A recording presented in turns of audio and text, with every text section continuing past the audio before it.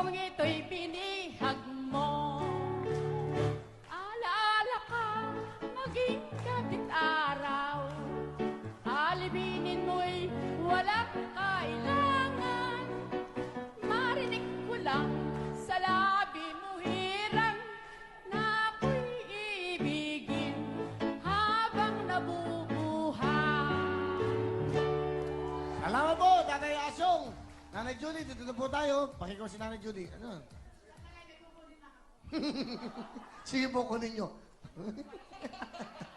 Natural eh, no? Sige po, sige lang. Nasa bahay lang naman tayo. Oh. Oh. Wow, ginawa ni Nanay. Alam mo, Willie, tagal kong pinag-isipan ito na para maibigay ko sa'yo. Pinangarap ko na dumating ang panahon na maiabot ko sa'yo ng personal na ibigay ko sa'yo. Nang makita ng ibang tao sa amin ang pinagparangalan ko, may nagsabing, pinagkakagastan ko rin, wala naman akong mapapala. Ang sabi ko, maaakap ko lang si Willie at mahalikan. Sobra-sobra pa yon sa aking ginasta. Yon ang akin. I love you, Willie. Love you, Nanay. Wow, na po. Kayo po ang gumawa nito.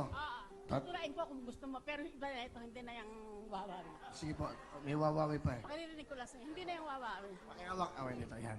Para sa iyo yan, Opo. address ko sakali maalala mo pa kung dumating ang panahon. 424. Saan po to? Caraigos Street, Sampaloc, Manila. Basta, magkikita tayo. Yun nga ang pangarap. Baon mo po. Thank you. Welcome. Eh, Thank you. Nasaan yung pa-birthday? Hanggang Siya, nilagay. yung pa-birthday niya, ano binigay sa'yo? Hindi ko. May binigay ba sa'yo yung pa-birthday yan? Hindi pa. Tay, pa-birthday niyo raw sa kay Jacob. Bigay mo ng